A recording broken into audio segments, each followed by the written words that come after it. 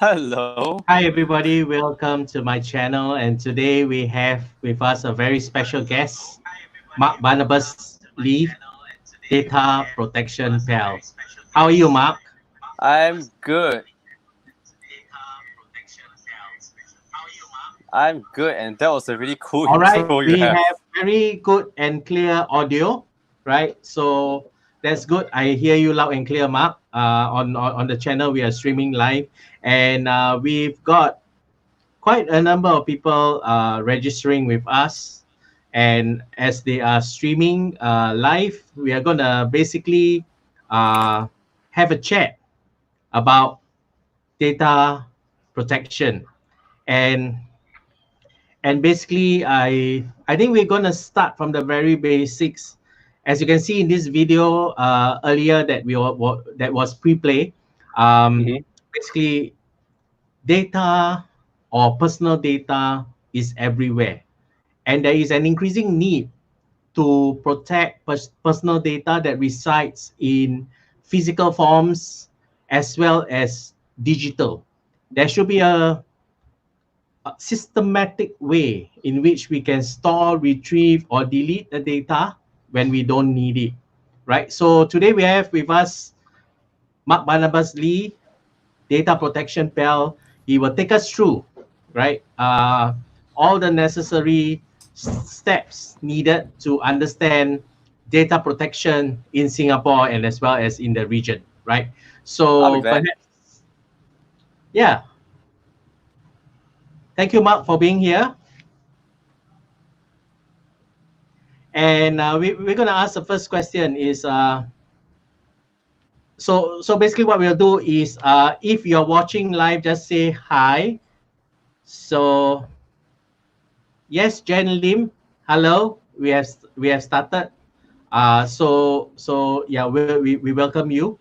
And basically, we're gonna start this like a Q&A session, right? And basically, so that we can have a conversation about personal data. So let's start the ball rolling by having the first question, which is, what is personal data? So Well, Mark, take it away. mm, personal data is information about a person. And personal data belongs to people like you and I. We have our own personal data that a lot of companies want. And as simple as picture, this picture of you is personal data because you can recognize a person. So under the Personal Data Protection Act of Singapore, it defines personal data as any information that can be used to identify a single individual. So it could be one single number, which is like your NRIC, which is your national ID for Singapore, your maybe a passport number. These are unique numbers that define or identify a person. But personal data is not just limited to these single numbers. It is also includes pieces of information that when put together can be used to identify an individual. So that is personal data. Thank you for explaining what personal data is. And yes, we have PCI Willie Lim in the house. Welcome.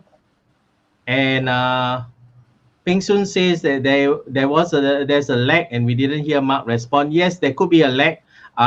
So do bear with us. I think the stream will auto adjust itself, right? So the next question that we have is, why do we need to protect our personal data? Oh, this is a common question that I've always been asked because there are several legislations all over the world with regards to protection of personal data. And people ask the question, why? Why the trouble? Why the processes? So this is a very valid question. So why do we protect personal data? Number one, you wouldn't want to receive phone calls. I mean, especially unsolicited ones. You wouldn't want to receive phone calls asking you whether you want to take a loan, you want to buy a product that you're totally not interested in, or you do not want to be scammed, certainly.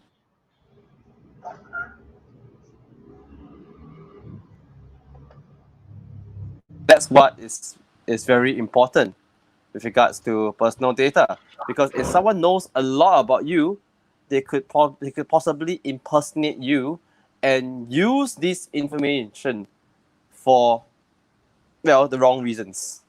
So we have to, as individuals, protect our personal data. Moreover, there are several legislations all over the world where they govern how companies collect, use, and disclose and store personal data. And in the case of Singapore, the Personal Data Protection Act governs how organizations collect, use, and disclose personal data of individuals like you and I. Purpose is to protect you and I. All right, thank you. So we have another question that's coming up here. What are some of the common misconceptions of PDPA? Well, before that, I saw Ping Sun have a question. Ping Sing, rather. Ping Sing says you would like to Okay, know sorry. Let me flash it. organizations Okay, like so Ping PA. Sing said, I would like to know how organizations like People's Association, MOE, GBs who request information from external instructors during the approval process. Is Well, this valid under PDPA? yes. In fact, PA, MOE, Ministry of Education, GBIS, these are public organizations, which means they represent the government. And in the Singapore context of PDPA, the public organizations like these are actually exempted from PDPA. It is because they need to do their job. They need to know about you. They need to know that the people applying for certain causes, funding, or licenses are real and real Singaporeans who are applying. So the government is uh, exempted from PDPA. However, I understand that public organizations have a standard that is a little higher, a little more stringent than PDPA. However, I have not been able to get my hands on these standards. I would really love to see these standards. I understand it's called IA 8 or something like that. I do not have this information. So, Ping Seng, organizations like PA, MOE, and GBIS can collect personal data from individuals like you and I as long as the purpose is reasonable. So that is regards to PDPA. So just to reiterate, is that if they get your personal data and then they sell you off for some lucky draw, then they are violating. But if they're Someone will get getting in serious trouble. your personal data in terms of employing you to be a trainer and all that, there is a need for this personal data to verify your educational standing and your experiences. Then basically the guideline is on a need to know basis. The information in which that is required has to be communicated clearly, right? Yes. Also, if they communicated clearly and you understand their intention is for hiring you for external training jobs, Yes. then they have did their part, right? So now moving Yes. on, what are some of the misconceptions of PDPA? Wow, this is another common question that we have, and I usually share this in my training as well, because too many people have a wrong idea of PDPA, and better to clear it than to have the wrong idea. So I have with me about 5 to 6 common misconceptions. So I'll just share them one by one. One of the common misconceptions is, hey, I am just an individual. I don't need to care about PDPA. But the truth is, you do. Because as individuals, we have our rights. There are rights of an individual as to how organizations collect, use, and disclose personal data. So that is where you and I should know the basic elements of PDPA so that we can protect ourselves. Because there are companies out there that don't carry out good practices or even unethical practices, and they would collect, use, and disclose your personal data, make money out of it. And I wish say that you make money, never share with me. Not nice, lah. So it does concern each one of us because we need to know the obligations that the company has. Likewise, if we are an employee to your company or any company that you work for, the company also has obligations to protect the personal data they have of you. I'm sure you don't want them to let the whole world know what mistake you might have made in the office, but might have rectified it somehow. So that is your personal data, and you have the rights to it. So that's one. Knowing PDPA is important because we are individuals. We want to know how organizations collect, use, and disclose them. So another common misconception I get is this: information on name cards is not personal data. Not. Most of the time, it is true. Information on name cards are usually not personal there, like these.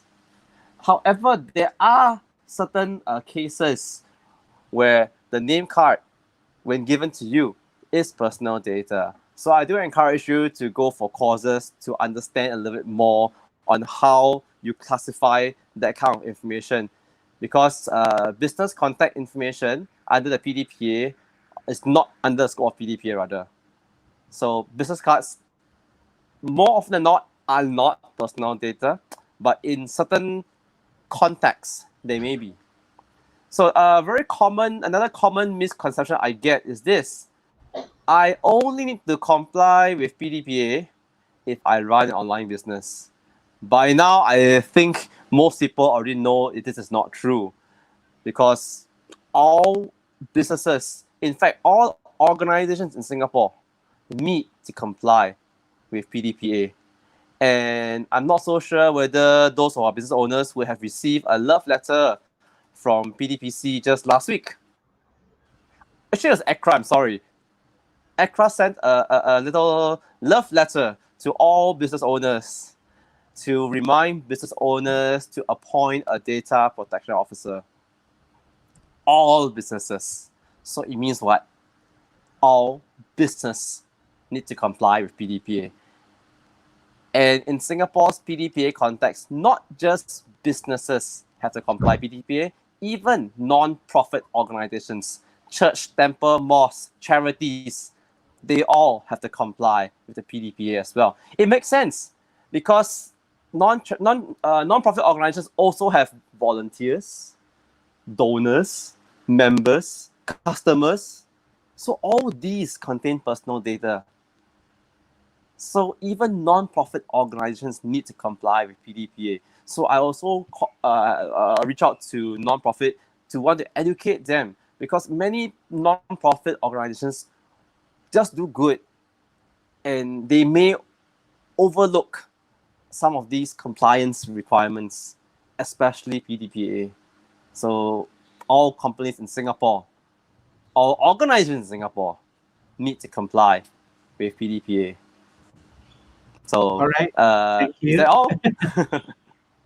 So PCI with Willy progression. Lim is on the online portal who user can log in to buy food and ask to register. I think basically for this thing like Grab food and all that, they need our data so that the food can reach us, right? And it is only for this purpose. And sometimes they will give you like a $5 voucher because you are their user. So in that sense, they are not really using your data for other intended purpose. So I think I think that's the key. You by signing and downloading this app like GrabFood and all that, you are very clear that they need your address, whether it's home address or business address, so that they can send the food to you, right? So Certainly. So in that, it's a reasonable that sense, they can only do it for this purpose and no other thing, right? So but I do warn a can lot of I ask? organizations that Not sure if when there's they have any change staff, of rules. From what I see months back, we can get personal data from business owners who registered their business in Accra. This is business information, yeah? Are they not being yes, protected? it's business information. I got this question recently as well, and we did pose a question to Accra because all business owners, directors, shareholders, your information can be bought for $5, and was it 10% more, which is like a few cents, right? So as long as you're a business owner, shareholder of a company, you need to know that your personal data can be bought. Your NRIC is out there, it is public information. So it is not protected anymore. So maybe over the next few months, as PDPC does its revisions and updates, you might get changes to this. But currently, you can buy any information of companies from Accra.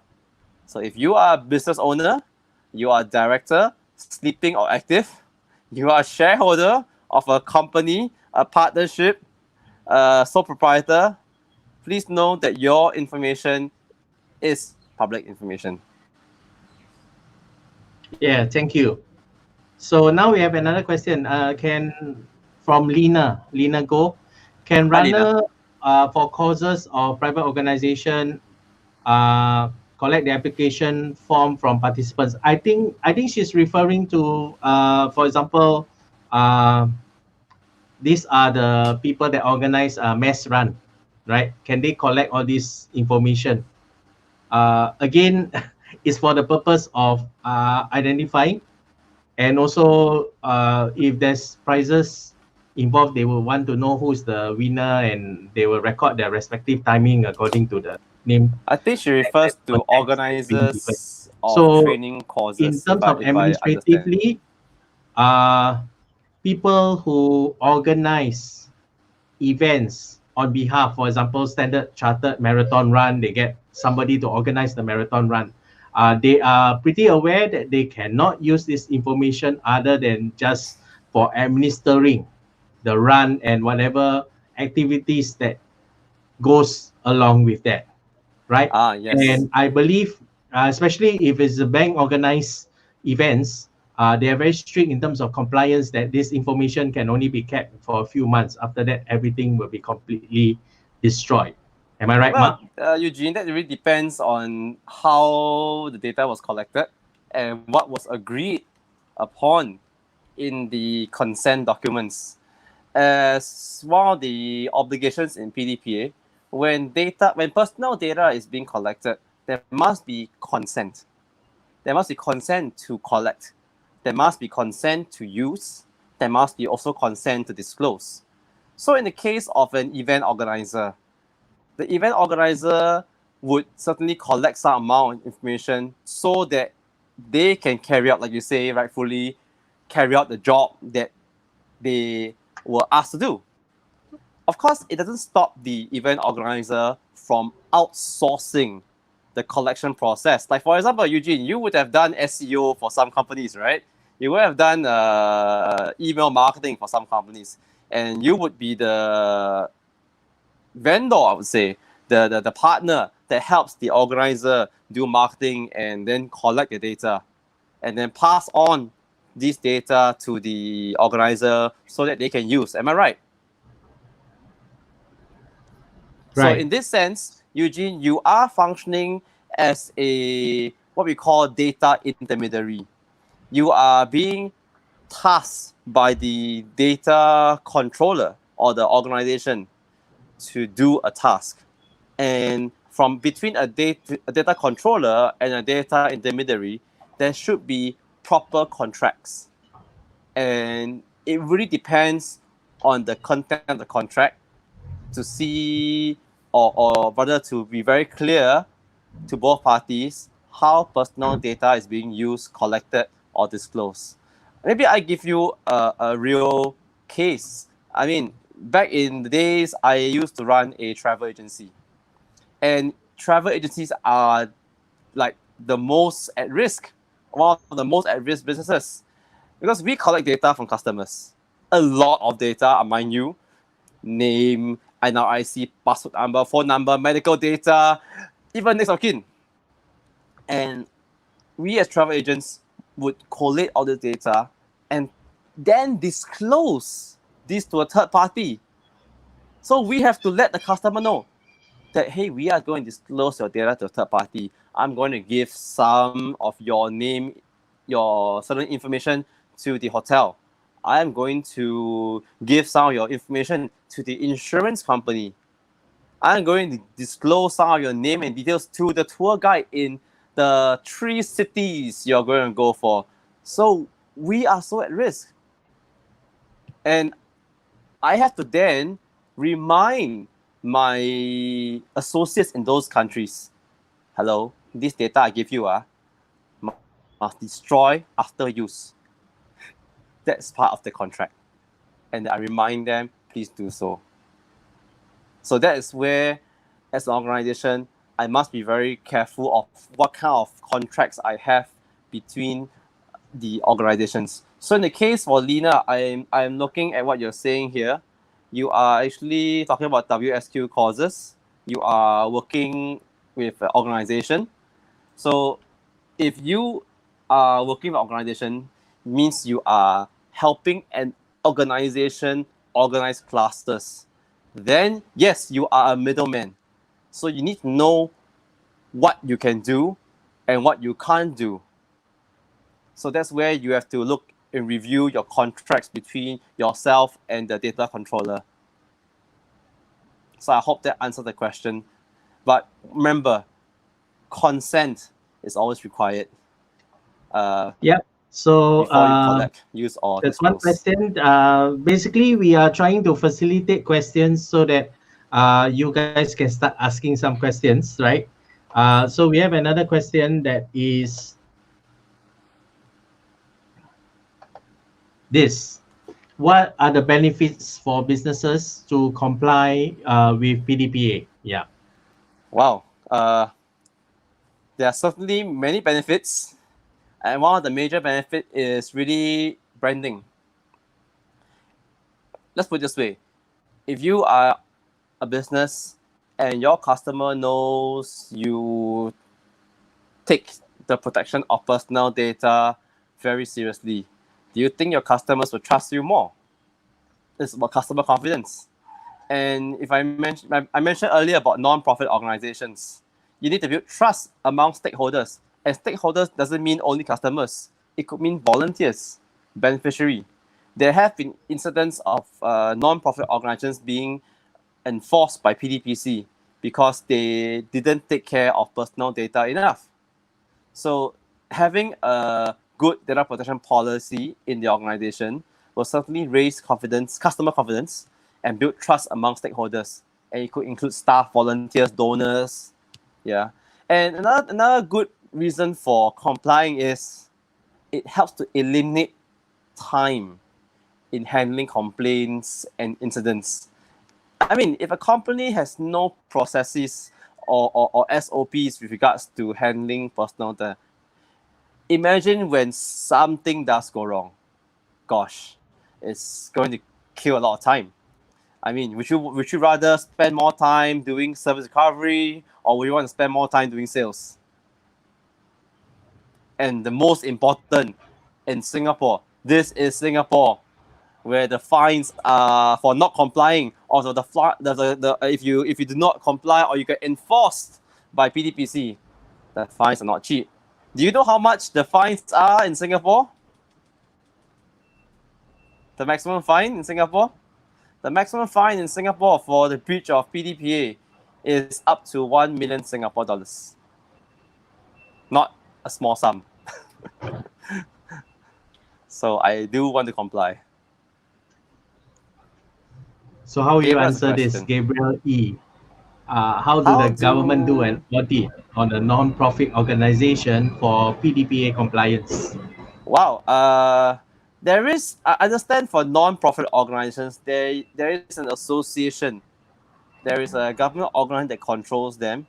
And I believe that PDPA is part of the score that they will give these non-profit organizations.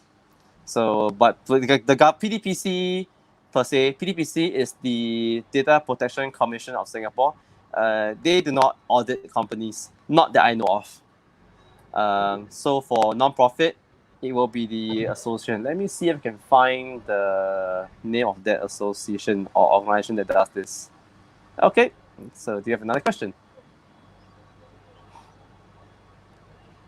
All right.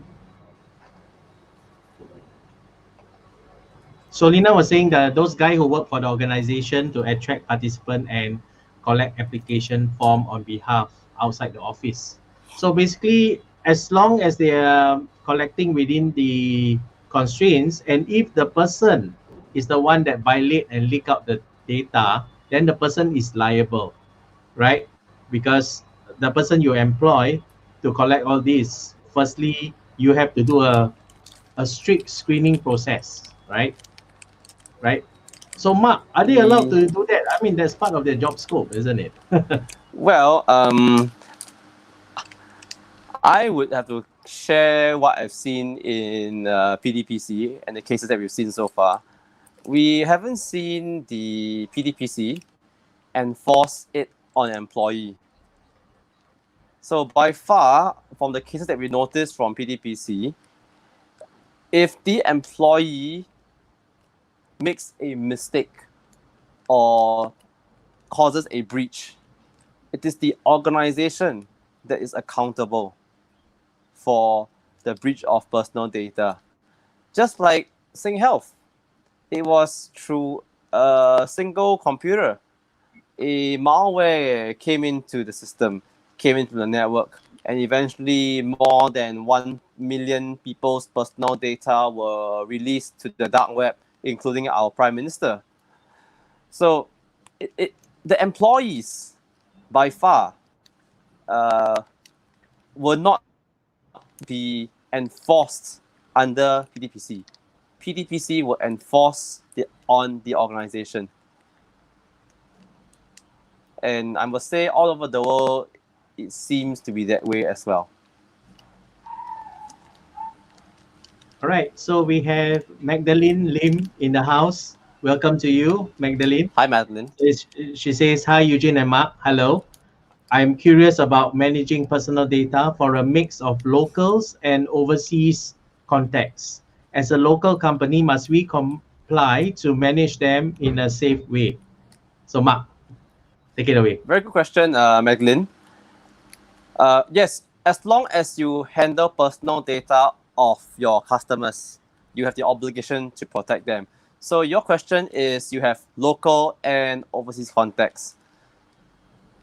Now, if you are dealing with residents from Europe, depending on what is your agreement with them, you might want to be aware of this thing called GDPR.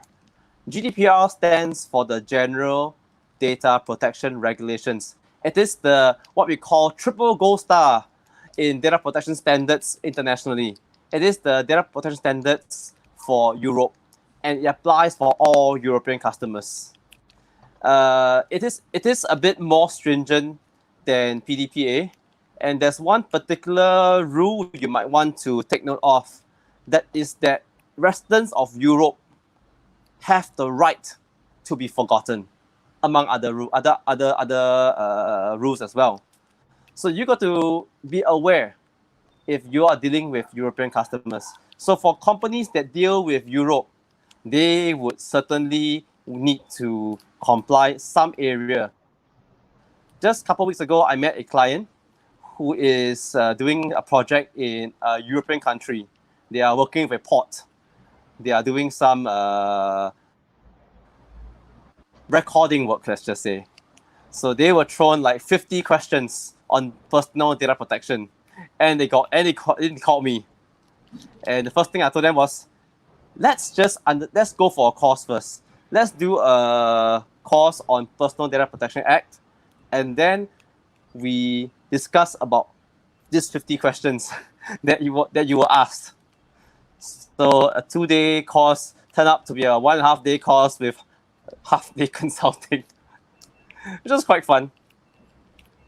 So for was it Maglin, be aware if your customers have certain rights and you might want to check with them, or you give them a little notification that whatever you do with the data is just based here, and they will have to perhaps accept your terms if they are going to be your customer. So if they are not, then they will have a conversation with you. Hope that helps. Yes. Huffman, hello. So hi Mark and Eugene. Most consent forms are construed to be the benefits of the business. So how can we as individual protect ourselves? I think my amateur answer is before you even fill up the consent form, make sure that you are comfortable. Okay, that's one of my most amateur thing. If you're thinking that they are really asking too much, then don't fill it up. I mean, that's the layman answer I'll give. But Mark, what are your thoughts?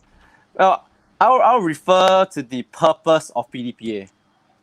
The purpose of PDPA, I mentioned earlier, is to govern how organizations collect, use, and disclose personal data. And it has to be of a reasonable purpose. So you as an individual have your rights as to how the organization collects your data in the case of application forms.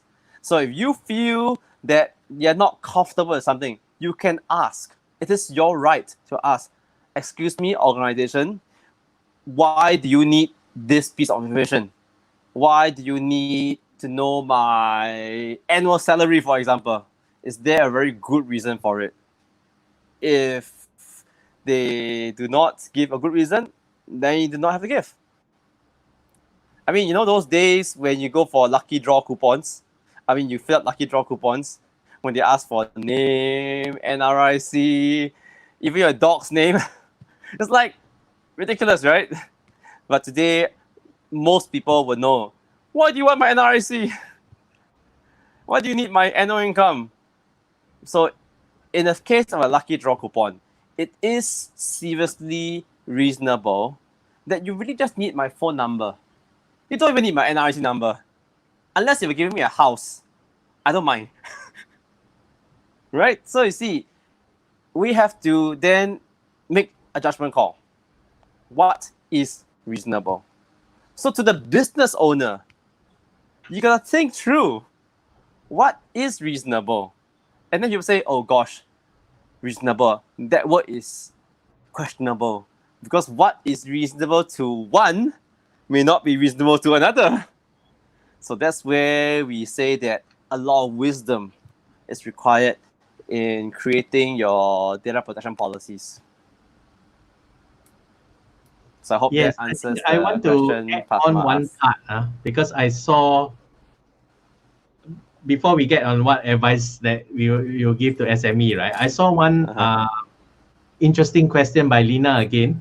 So she asked about what about part-timers, people who are trying to make some income by helping to get participants. Now, here's the thing. A lot of companies misunderstood the importance of PDPA. And a lot of companies appoint their director or CEO as the data protection officer. And to be honest, half the time this guy doesn't know what PDPA is. That's true. And honestly, even in my, I was doing PDPA consultancy when PDPA was launched in Singapore, and we were handling the some of the biggest shopping center groups in Singapore, and we were dealing with their lawyers, and even the lawyers told the shopping mall manager this: all the shopper data that is being acquired over the years, we have to start from zero. And we're telling them, no, that's not the way. What you need to do is just need to go through another re-consent exercise to get everybody to opt in. And that's it. So even lawyers grapple with PDPA. So Well, the thing it is depends on this, there lawyers. are a lot of companies out there, there are a lot of part-timers out there. If the companies do not brief the part-timers a lot of things, and yes, the part-timer will violate PDPA if he takes the information and sell it to an insurance Well, agent, Eugene, I something would like like to that. And say companies something in will defense of face my the lawyer law. friends. And PDPA is very strict on law. Up to $1 million you can be fined, Yeah. especially when you try to text someone that is on the do not call or do not text registry. There are two registries, right? So that's Yeah. again another a lot of people doesn't know. So the thing is, we have no control over what these part-timers do. But the general rule of thumb is if you feel uncomfortable about providing your own personal data in terms of this kind of forms, if you find that the company is asking too much, then clarify. Clarify with the company, why are you asking all this?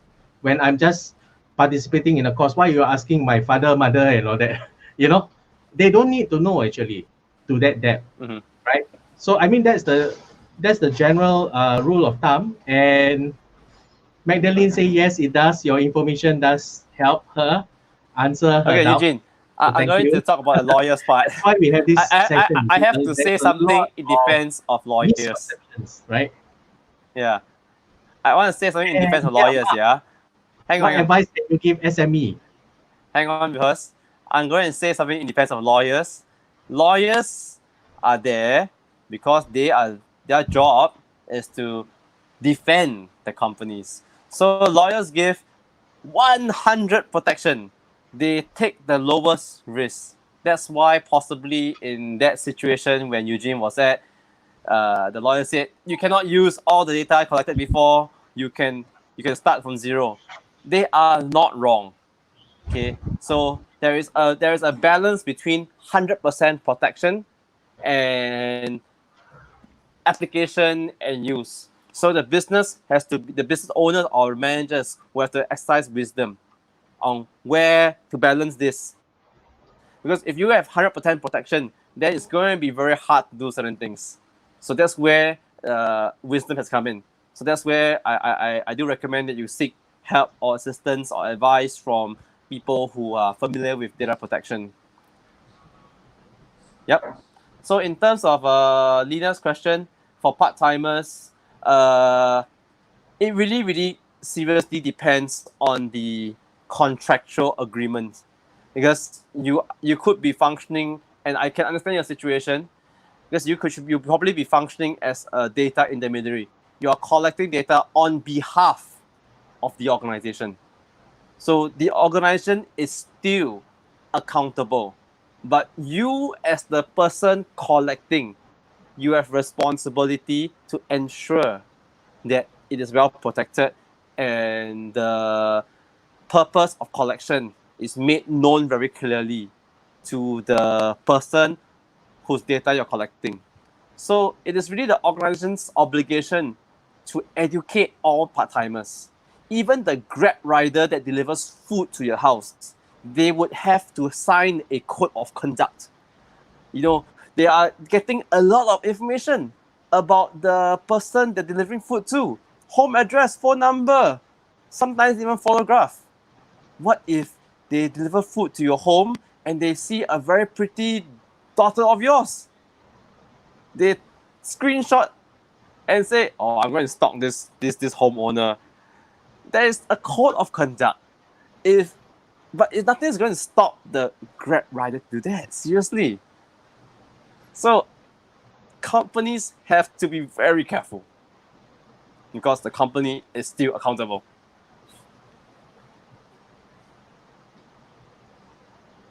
So what sensitive personal data the organization uh, should not from participate or register? Is it name, company name, data? Okay, I think basically what it's trying to say is that which are the more sensitive personal data that generally companies shouldn't Well, ask. I, really, I think in order to differentiate between personal data and also data that is required uh, from a human resource angle.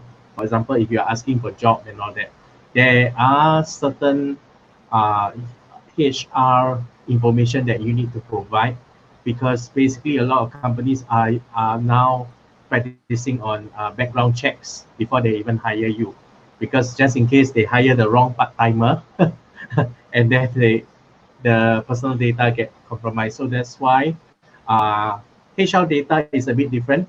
Data, they normally uh, are technically allowed to ask you slightly more, uh, because the company that will help facilitate the company to do a personal Eugene, I check gotta correct you there. of you, I right? have to correct you. Other than that, what is sensitive data, Mark?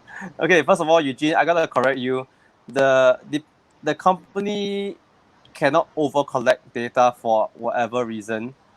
To do background check, there is a Fair Employment Act under TAFED where there are good practices with regards to recruitment. Did you know that you can't even put, and you're not even supposed to put an ad that says only Chinese need to apply? That is just not compliant to TAFED.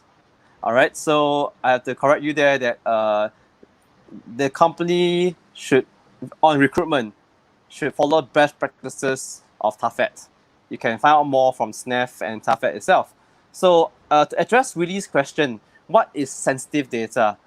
I must tell you that in PDPA, one of the most sensitive information that you would probably have in your possession, and that's part of my first question I ask any company when I do any assessment. Do you have NRIC information? Because NRIC is a single identifier that identifies every single individual in Singapore. So if you're asking for sensitive information, although in Singapore there is no classification for sensitive data, but it has been shown that if NRIC numbers are breached, the fine is definitely more serious. So the first question I'll ask any company, and you should ask yourself, is if you have NRIC in your data inventory. And even in the PDPA itself, it does state very clearly that all NRIC numbers or photocopies of NRIC in hard form or soft digital copy need to have additional protection. So if you have one lock for the rest of personal data, NRIC information should have a double lock.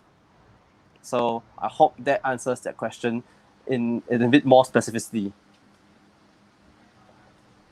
Yeah. So I think it certainly provide lots of clarity there.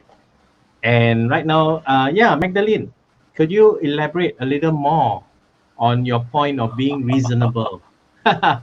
If the company rationalizes why they want all the details and the individual doesn't agree, then what happens, right? Yeah. Well, I did ask a lawyer this question, and I think most lawyers would tell you this answer. So if there are any lawyers out there, this is unsolicited answer. All right, so how do you define unreasonable? So if A person says it's reasonable, B says it's unreasonable, typically they'll ask C, someone who's in a similar industry, or a person on a layman person on the road. So C would say, okay, it's reasonable or unreasonable. Likewise, they'll use the third test, D and maybe E. So there are certain good practices within certain industry frameworks. So they usually check on that first. So I could give an example. As a travel agency, I need to collect NRIC, which includes the date of expiry, the passport, date of issue, date of birth. All these information, these are deemed reasonable. Because if you don't give me, then sorry, I can't book a ticket for you. You book yourself, okay? So that is definitely reasonable as far as the travel industry is concerned. Yeah. So hope answered the So question. similarly, yes. So similarly, as what I said, I used to consult the shopping malls in their loyalty program, shopper loyalty program, and things like that. So They have been using NRIC for years, but until Oh yes. there's this PDPA ruling that NRIC actually, more often than not, a personal identifier would normally suffice in terms of either the handphone number or the primary email address. That will serve the same purpose as well, right? Yep. Yeah. As long as the purpose can be served. Just like NR, just like the lucky draw I mentioned. You really don't need my NRIC for lucky draw. If you call my mobile number and I answer, that's all you need. That's precisely the point actually. And coming back on the lucky draw, for example, if you get somebody to fill up a lucky draw form, they intend to win certain thing. Technically, this information you cannot use to market your next promotion unless they Yep. specifically, unless there's a tick box that say you allow us to email you and you allow us to market you by your mobile number. And do take In note, fact, yes, in the malls, when the shopper provided the handphone number, there is a tick. There is two tick boxes that says call and text. So the consumer will give permission that whether I allow you to call me for marketing message or text me. If it's yep. if it's not tick, then they can't. The basically even if the mobile number is provided is useless. But if an individual gives you permission to market to her via text message, even if she's in the do not text registry, your organization can market because she gives you specific consent for your organization or your shopping mall to market to her. I think that is the valuable information that we should take note, and that's what I'm sharing my experience as well. So that's why we have the two of us having a dialogue so that there'll be a better understanding in terms of PDPA, right? Oh Yeah. yes. So how does one You have what a question, right? must What advice can you give to SMEs, right? yes, Earlier what question. advice can you give to SMEs? Yeah, sorry. We Okay. This is a question that is very close to my heart.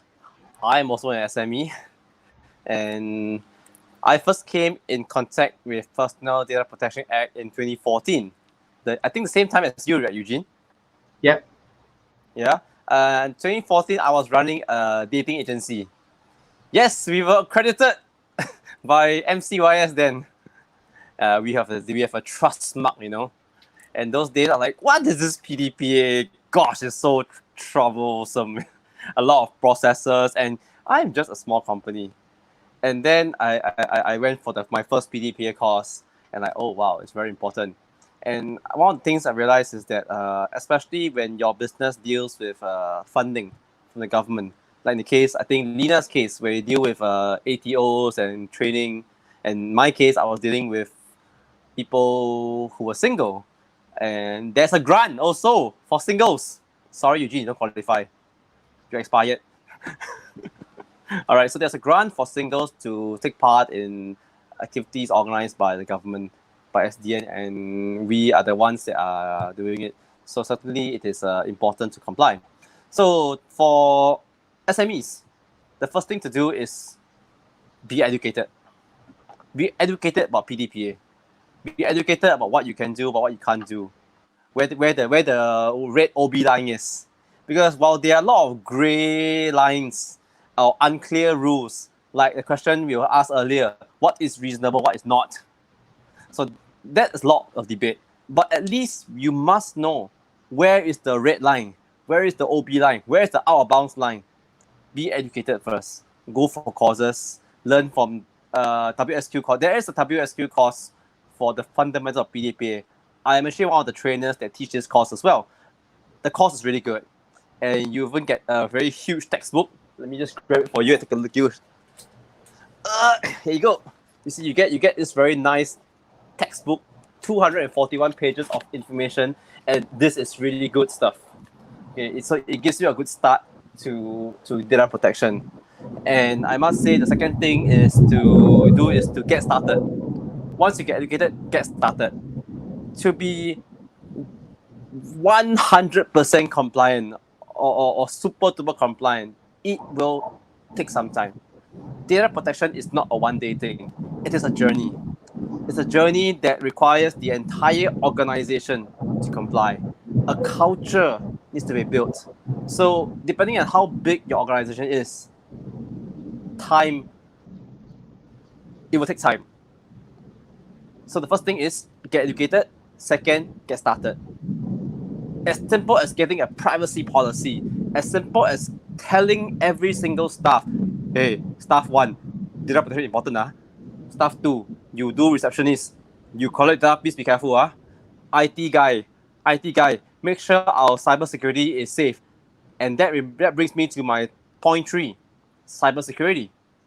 Today, many of us are online. Many of us cannot live without the internet.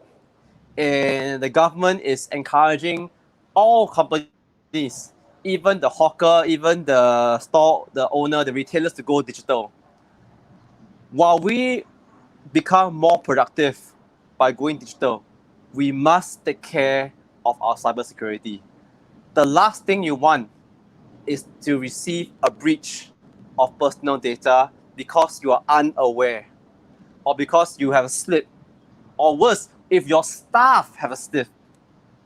Because remember, the business owner is accountable for data protection practice in his organization. It doesn't mean that the staff make mistake. Oh, it's not my problem. It is your problem. Business owners, you need to know. So be educated. Do take the first steps and watch your cybersecurity. Make sure every single person in the company knows a bit about basic cybersecurity. Take steps to protect personal data, not only of themselves, but of the company. Because you might want to remember that the Sing Health case again, the landmark personal data breach in Singapore that resulted from a simple breach by clicking a simple link that resulted in malware going to one system and infecting the entire network. So I give 3 steps. Be educated, take the first step, be aware of cybersecurity, and again, comes back to being educated. Right. Thank you, Mark. And we have Lina again. Where can we find details on the PDPA online and what is actually allowed and not allowed in black and white? Wow, tough call. PDPA doesn't tell you what is right or wrong. They give you several guidelines. And a lot of guidelines have been posted onto PDPC. So just visit pdpc.gov.sg. That's where you can find a lot of information about PDPA. I must credit PDPC. The website is so much friendlier now. 3 months ago, it was like, oh gosh, it's hard to find information. But today, it's really easy to find information there. And you want to find out more about DNC, like what Eugene was mentioning earlier, just go to dnc.gov.sg. A whole entire site is dedicated to not call and do not text. So you can find information directly from the government. Do not look at, not to do not, but these are the sites you can trust for sure. Otherwise, I can point you some of our sites on Facebook. Oh, by the way, PDPC has a Facebook page. Fantastic content there. Nice infographics. Just go to Facebook. Just search for PDPC. You'll go to their Facebook page and you can get updates from there as well. On Facebook, you can also visit the page that I curate. It's called Protect Your Data Singapore. Just search for Protect Your Data Singapore. You can join this group. And this group is highly moderated by my colleagues and myself.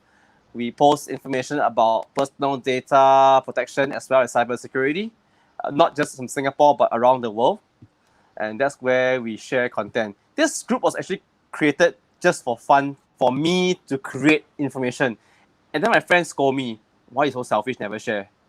So I made it a private group that if people are interested in personal data, they can just join in, but you may not be able to post. All right, that's one. You can also visit my YouTube channel. You can go search for Data Protection Pal. You can find some videos that I post on YouTube regards to personal data. I do my best to make it really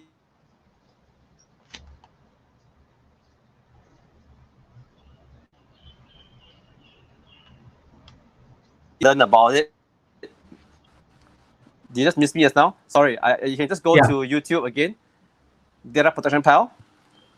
You can get very short videos about how to comply and information about PDPA per se. I also do fortnightly updates on news in Singapore and all over the world. So you can hop on to Data Protection Pal on YouTube, and I'll be glad to interact with you there. In fact, this is one of our first few sessions on PDPA.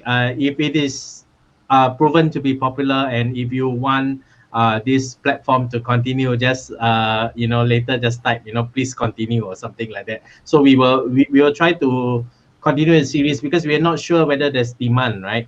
So that's one thing. That's why we are trying to do up this series, and let's see whether there's a demand where you can have instant Q&A. Of course, this session we facilitate the Q&A. Hopefully the next session there'll be more natural flow of questions coming in, right? And Mark, you got a fan. Lina asked, where do you teach? Right? I work over ATO. Yeah. So you can write to me directly, and I will point you to the person.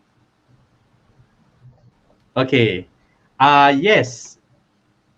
This is one of my favorite questions. Right. So I will start this question. All right. Really, or rather, what can I do to be compliant with PDPA, right? So very simple. Imagine this scenario, right, where the two of us walk into your, let's say you are a company owner and you give us permission, the two of us walk in to your company at lunchtime or at any unannounced time. Lunchtime the best because most of your staff are away for lunch, right? And we just do a very casual PDPA audits. These are some of the things that we will find generally. Passwords, network passwords being pasted on monitor screen, number one. Number two, information that is being sensitive information that is being thrown in a rubbish bin, not shredded. That is very common. Number three, sensitive information or restricted information on lying on the desk openly for everyone to see. Okay, number four, computer not having a password and is openly seen to you open the last sensitive document and then you went for lunch, right? These are some of the very common thing when we quickly come in and audit your company. You will immediately fail PDPA because the fact of the matter is PDPA is a top-down approach. The top-down, the CEO is a data protection guy who probably has not attended any PDPC course, but is just obligated because the law says so that every company has to have a data protection officer, and he doesn't Officer. know anything, right? Yeah, so that's the thing, They right? do know some. Yeah, I mean, Yeah. to give benefit, some that really know their stuff, right? So, Mark, since I've opened, let's continue with you. How do I be compliant? The very first step I do recommend to all companies is first know what inventory you have. If you do not know your personal data inventory, you do not know what to protect. Just now I mentioned about NRIC. That's the first question I ask because NRIC is very important. It is one single piece of personal data that could affect your company quite significantly if it's breached.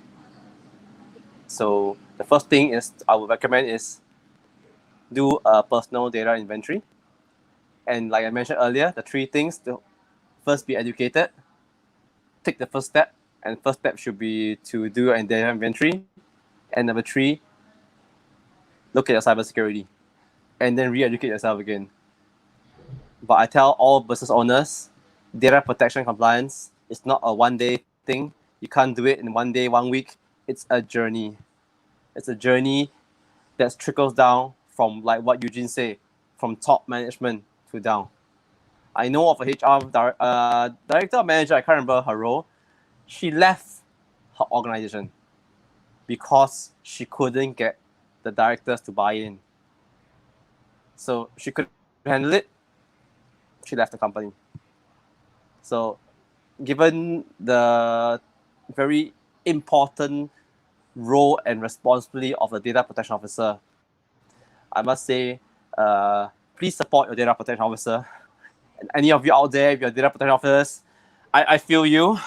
And all those listening in, if you know of a data protection officer in your company, please sayang them, take care of them, because they got a really tough job. Nothing happens, sui, well and fair. They seem like no job, but it's what if. And today, how can you prevent a data hack? How can you prevent a hacker? There is no way to prevent a hacker. Some people ask me, can I be 100% cyber secure? If anybody tells you or promises you that you can be 100% secure, I can assure you that that's a scam. Because we can never be 100% secure on the internet, while we can put up many different layers of defenses. The hackers get better and better. And what if it's an insider job? No matter what layers of protection you have, there could still be a breach. So it comes back to the policies, the practices, and the SOPs of companies. Come back to the three things: be educated, take the first step, look into cybersecurity. Yeah, and to add on to that note, right, even the web hosting company cannot guarantee you 100% uptime. At most, they say 98 or 97% uptime, right? Yes. So, yes, Pafan say, yes, please certainly continue.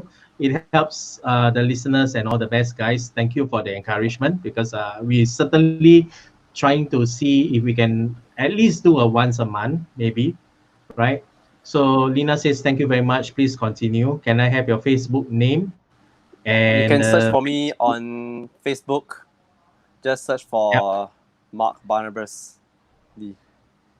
That's very identifiable. Lee, yes. And the last question I have. Yes, last question. Is this.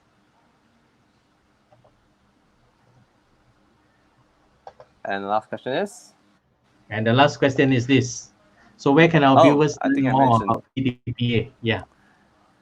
I think I mentioned this now as well. The best two places to find information on PDPA is, number one, to go to the PDPC website, www.pdpc.gov.sg. And if you want to find out more about DNC, www.dnc.gov.sg. You can also search on Facebook. There are fantastic resources as well. So PDPC has a Facebook page. I have a Facebook group. You can search for Protect Your Data Singapore. And I do have a YouTube channel as well, where you can subscribe and view my regular videos. Search for Data Protection Pal. And I'll be glad to share more. His YouTube channel is Data Protection Pal.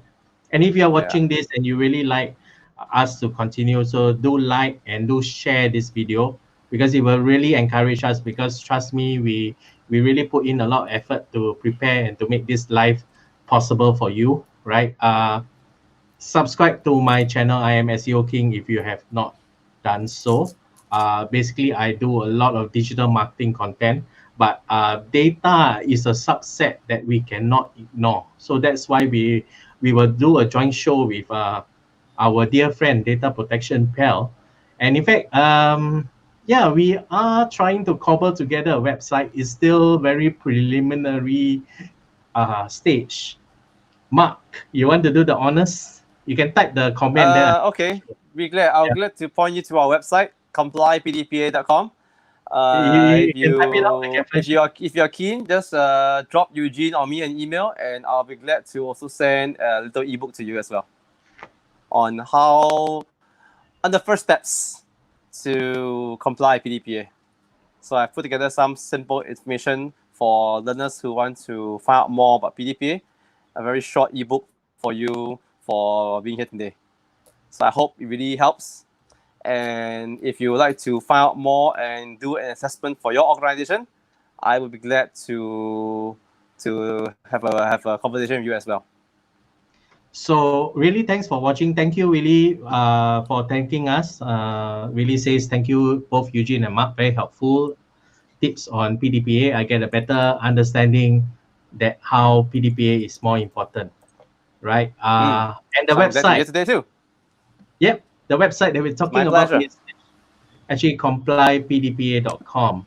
So Mark, I think we shall do this at least once a month or something, right? Since there is quite a demand, right? Let's do one on cybersecurity. Andrew Campos, thanks guys, very helpful. So we've got all the SW89 says thank you, Mark and Eugene. Lina says thanks, Eugene, thanks, Mark, and she gave Mark a cup of coffee.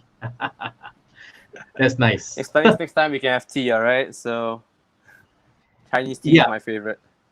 So I would really like to thank you guys for watching, and one of the ways in which you can really encourage us is by liking this video, because the YouTube algorithm is such that when more people like and more people start sharing this video will go out to more people. So I really hope that you guys can really share this video so that more can benefit. We're going to do one on data security. I think we will announce the date soon, right? Once we have finalized the content, basically we are trying to see what type of formats works, whether we want to do this kind of ask me anything kind of format, or probably a bit more training or a fair mix. So let us get this in order. We will get back to you guys. In the meantime, thank you for watching, and thank you for staying with us the good 1 hour here, right? Thank you. So thanks. It's my pleasure. Apologies. I had no control over the aeroplane that was flying over me and the dog that was barking outside. These are the really perils of working from home. Yeah. So hopefully, hopefully we don't get that, because I'm staying in the eastern side of Singapore. It's very near airport and stuff like that. Yeah. So thank you very much for watching. I hope that this has been really very useful to you. Jacko, thank you guys. And Lina says, yes, she's looking forward to cybersecurity. We are trying to do a cybersecurity talk. We will inform everyone again soon. Very soon, once we have penned down the details, right? Okay, let me see. Magdalene says, drop me an email. I'll be glad to send you my ebook. Yeah, for future sessions, it would be nice to have a reference materials for us to go through the session as well. So that's why we say this session we want to do like ask me anything. So there's not really like we don't really show slides or something. But if it's like a training with slides, normally what we'll do is I will help to upload it in SlideShare, and so that you can concentrate on the training, and then the SlideShare link will be available for you all to download the slides and digest later when you catch the replay, right? There are a couple of people that have registered. Audrey Lee, my good friend from Australia. I'm not sure whether you're catching us live or you're catching us on the replay. I would like to thank you, for indicating this interest, right? Thank you. And also there are a couple of people I've got a couple of subscribers from the US as well. They probably watch it like later on. So if you guys Kelly's Inspiration and a couple of you guys, thanks for watching, right? All right. So thank you guys. Really thank you for watching. It's been our pleasure to bring you this, and guess it's goodbye for now. And remember that to like this video and share this video so that more can benefit from data protection, right? Thank you very much, Eugene, for having me. Thank you. And to everybody, remember, get started. All right, Right. so good day. See ya. Be We'll safe. end the broadcast, but that's not the end. Definitely, we'll try to do once a month kind of thing. All right. Thank you very Okay. much for See you then. watching. Take care. Goodbye. Bye. Bye.